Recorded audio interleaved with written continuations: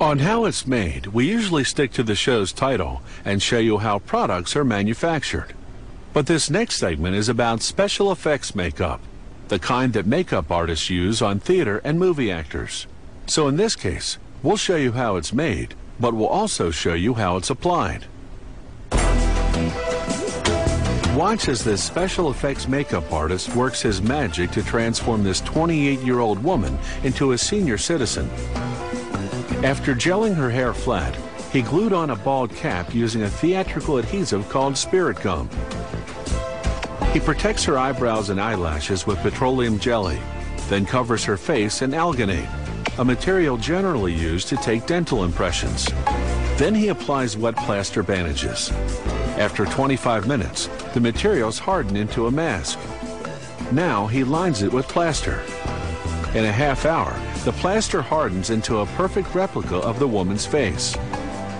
Like putting non-stick spray on a baking pan, he coats the model in a release agent. Then, using professional-grade plasticine, he begins to sculpt an elderly face.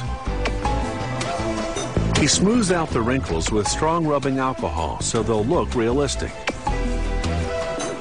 He uses a bumpy rubber pad to give the skin an aged orange peel texture.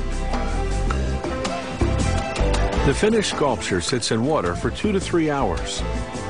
This activates the release agent, detaching the plasticine from the plaster underneath. The artist carefully cuts the sculpture into sections. The number of pieces varies with the size and complexity of the mask. Now he can start producing the mold he'll use to cast the elderly woman's face mask. First, he takes a thin plaster impression of each piece. Then he coats the impression in plaster to make the positive half of the mold. Once it hardens, he applies the plasticine piece to space the depth of the mold cavity. Then he coats that in plaster to create the negative half of the mold. When it hardens, he applies release agent to both mold cavities, pours in hot gelatin, then closes the mold. In a half hour, the gelatin hardens into a flexible replica of that particular piece of the plasticine sculpture. He implants synthetic hairs to create eyebrows. Now, using surgical glue, he begins to apply the pieces called prosthetics. He starts with the largest face piece first. It includes the nose, cheeks, neck, and upper lip. He cuts a hole in the chin area so that he can apply the chin piece. Now the lower lip. He cuts off the excess, then glues the edges of the chin piece to the large face piece.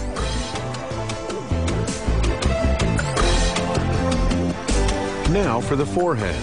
Again, he applies glue along the edges to connect it to the rest.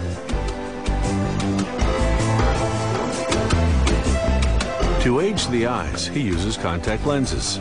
They create a ring around the iris, a typical feature of elderly eyes. Using tweezers, he applies eye bags, again gluing the edges to the rest of the mask. And finally, some wrinkly eyelids. With the mask fully assembled, it's makeup time. Using a toothbrush, the artist sprays it unevenly over the mask, then smudges it with his fingers. This technique creates a realistic look because the human face, aged skin especially, has color variations. Using a very thin brush, he accentuates some wrinkles by creating depth with a darker color. Now some freckles and age spots. And a gray wig.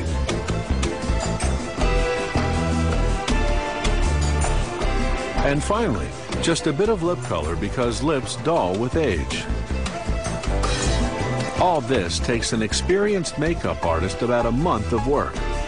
And such expertise doesn't come cheap. A major transformation like this for stage or screen can cost up to $10,000.